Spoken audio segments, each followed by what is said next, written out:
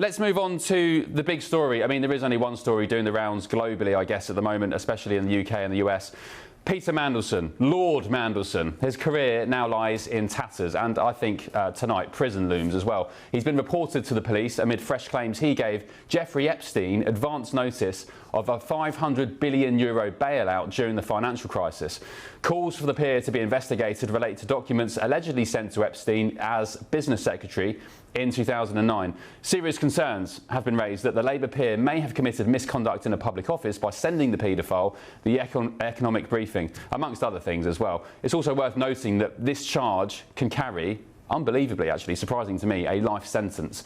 It's also important to acknowledge that these documents were exchanged after Epstein had pled guilty to procuring a child for prostitution in 2008. And this latest tranche of the Epstein files has been a running sore for the former US ambassador, who was infamously kicked out from his perch in Washington in September.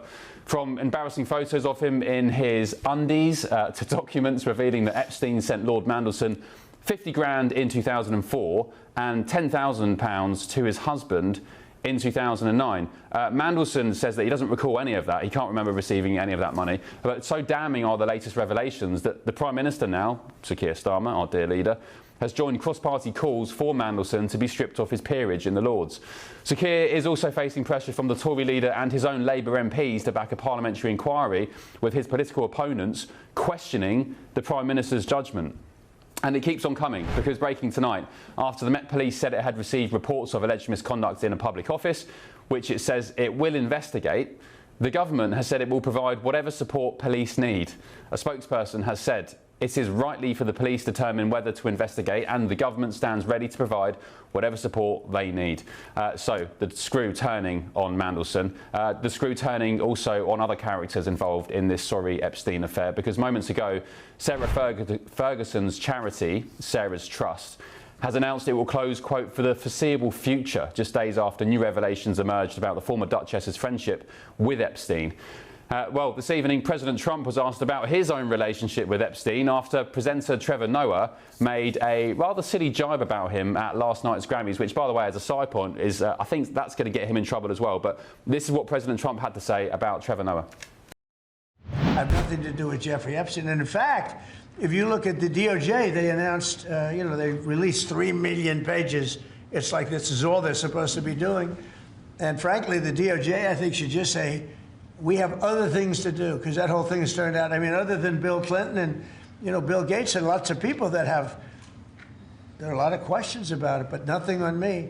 But it was even sort of better than that, because they found that Jeffrey Epstein and this sleazebag writer named Michael Wolff were conspiring against Donald Trump to lose the election. So Epstein was conspiring with a writer for me to lose the election. So right there, you know that I had nothing to do with this guy. But yeah, it's a terrible thing. The amount of time that's being wasted. You know, when Epstein was alive, like 10 years ago, nobody cared about it. But they're only doing it. But now it's really hitting back on them, because Bill Clinton is such a big part of it. The Democrats are pushing it. And the problem is that it's turning out to be the Democrats that were with and conspired with Epstein. So I think you're probably going to see a little pullback from them. But think of it, they were working together to try and help me lose the election. But this is the Oval Office, so I guess that didn't work out too well. And we've just been hearing that Bill and Hillary Clinton have agreed to testify on the Epstein investigation after they recently snubbed the opportunity to do so. So, according to the New York Times, in the last few moments, attorneys for the Clintons said their clients would appear for depositions on mutually agreeable dates, and asked that the House Oversight Committee in Congress not move forward with contempt proceedings. So, I guess on the basis of that, if Bill and Hillary have agreed to testify, why not the former Prince Andrew, and why not, I reckon, the soon-to-be former Lord Mandelson, Peter Mandelson? We're living in a time of what feels like pretty significant social change, and it makes us question things that we've even taken for granted for decades. And one of those at the moment that people are wondering about is actually money. Is the money in your bank account safe? Should you be investing elsewhere? Are we looking at a potential global crash? What will it mean for your savings? Is there a way that you could be using your money that might be outside of government control even? Well, TallyMoney is potentially one solution. So I'm delighted to say that I'm joined today by the CEO and founder of TallyMoney, Cameron Parry. What is TallyMoney? Well, at TallyMoney, you basically get gold you can spend. So we give people an individual account in their name, everyday account. They get a sort code, an account number. They use that account just like they would pounds from their bank, but it's milligrams of gold that we brand as Tally. Okay. Why would you do that, though? What is the benefit to the customer instead of just having a normal pound sterling account? Gold's performance against the pound is above 11% per annum over the last 25 years on average. But we still need money in our daily lives, and we have savings. We know that it's good common sense and prudent to save up for things, not just living credit. You know, whether it's a holiday or a rainy day, your retirement planning, you need to have money in your life, basically, that you can rely on, that's dependable, that nobody meddles with, that nobody can weaponize against you, which is another element of government control when it's the government currency, which we could talk about another time. And it should be pretty simple and straightforward, and that's what we deliver at Tally. And really, we just want people to feel safe and happy with their money. There was a time when the bigger your bank balance, the more confident you felt. Now it's like, I need to do something with it. I can't leave it there. In Tally, you can. Okay, brilliant. Cameron Parry from TallyMoney, thank you so much. Thank you, Bev.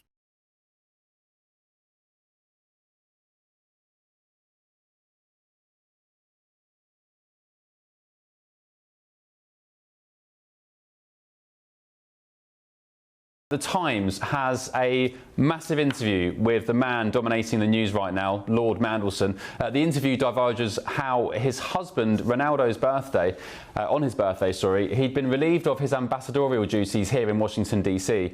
and was told to get out of the residence within a week. It was a call from number 10. I think Mandelson describes to the Times how he had a call at 5:30 in the morning and he was told, in the wake of the Epstein revelations, "You're out, mate, pack your bags." Mandelson said, quote, "It felt like being killed without actually dying."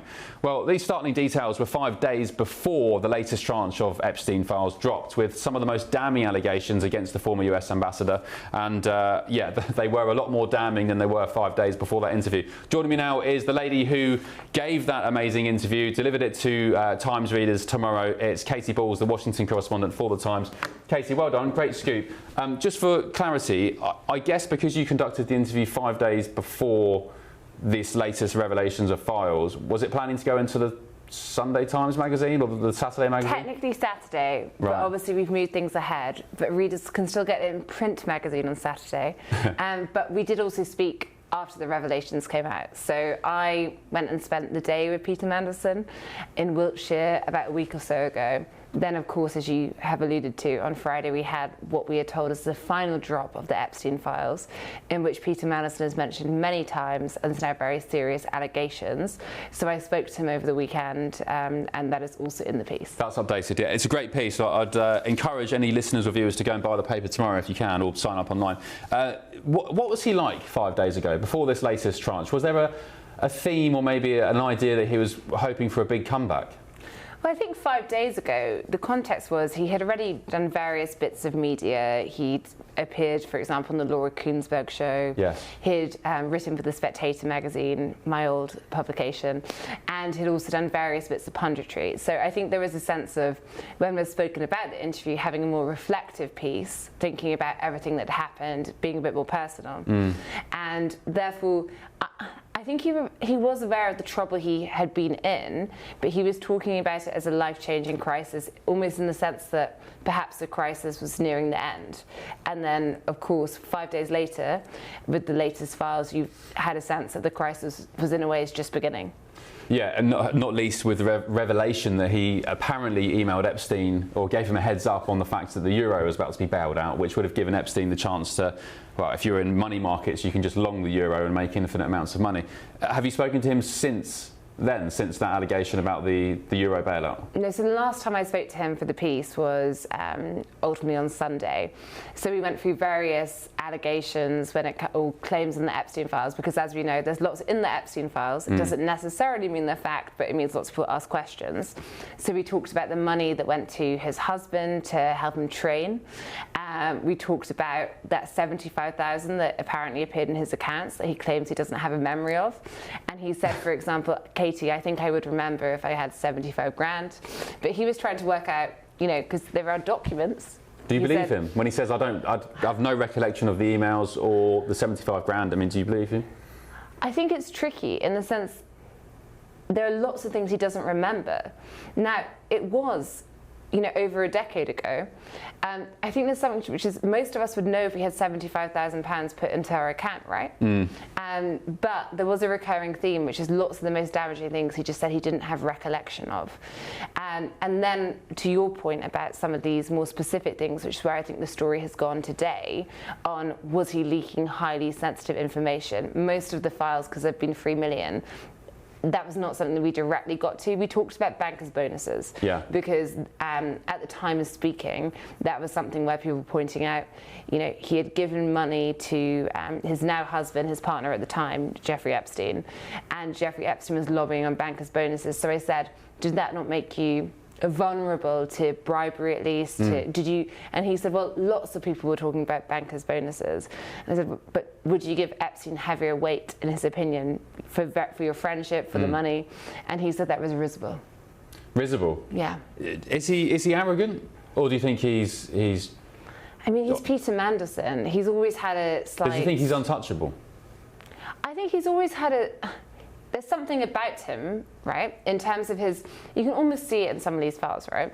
If you have spoken to him formally, informally, he has a certain way of speaking, which is a little bit dry and sarcastic, and there's often a light humour to it, even the darkest moments. So, for example, when I said to him, how's it been? This is in the Wiltshire interview, and he said, it felt like being killed but then not dying. And I said, I don't really know how that feels. And he said, well, it's a very unique experience. He has a slight way of words, and there are certainly lots of people who do think he is nice to people who are up, he is less nice to others, but I just think he has a very specific personality in this way. Katie, of course, you're the Washington correspondent for The Times. Keir Starmer gave his approval and his backing, of course, to Mandelson when he was ambassador last year, and even initially defended him when the first Epstein stuff came out. Where does this leave Keir Starmer? Because many are accusing him tonight of having a severe lack of judgment, which, amongst other things, they are calling for him to resign over. Yeah, look, one of the things I said to Peter Mandelson when we had our follow-up conversation after these files were released was, he's always said, I told Downing Street everything. And I said, well, given all that's come out now, you can say you didn't tell Downing Street everything. And his point was, I don't remember everything. But I think that therefore there's two ways of looking at it. Downing Street clearly didn't have a grasp of how deep the relationship was. However, should figures such as Morgan McSweeney, the Chief of Staff, be more aware of the risk given their friendship? We already knew that Peter Mandelson had described Epstein as his best pal. Yeah. There is enough out there to suggest there was a close relationship. And I think that's Peter Mandelson's view too, which is, he feels, and this is ahead of some of the things we've seen today, but at the point of speaking, that lots of the things that have come out are very embarrassing. There was enough to point to begin with, which is he had a close friendship going back over a decade over this period of time, and Labour knew enough about it. And people will say, you should never have taken the job, Peter Mandelson, but the argument there is, well, Labour also had enough hints that this friendship was more than just, a passing acquaintance, and they still appointed him. Yeah, as you said, even if it was just 1% of what we know now, and it was just that, Mandelson was a good guy and called him his best pal, nobody can, as far as I can tell, nobody can understand why Starmer gave him the job in the first place. What do you think the Trump administration thinks of this furore and shenanigans? I mean, do they even know, do you think? It's a funny one. You must have this too, being in DC. Often you have the UK side saying everyone's getting very angry and het up. And they don't know anything about it. Yeah, and I had this back when Peter Mandelson was about to be forced out, and I was getting calls saying he's going to go in an hour's time, and I just said, I'm walking around DC and no one is talking about Peter Mandelson. No. So I think it's switched off. I would say there are obviously reasons that Downing Street did appoint him and people like Morgan McSween were pushing, which was he was quite skilled. If you look at some of the ways the UK-US relationship has fallen apart, on the trade deal being paused, the technology partnership, and various things, there are signs of why you need a diplomat there. But I think weighing down the risk-benefit analysis is what Downing Street aides are, and perhaps Keir Starmer are now going to be judged for. Okay. Have you spoken to Mandelson today? Have you tried him? Haven't had a reply today. So you did try him? He's gone underground. I'd like to tell people when an interview is coming out. Yeah, okay, got it. Well, Casey, well done. It's a great interview. Well done. It's really enlightening details, some great colour in there.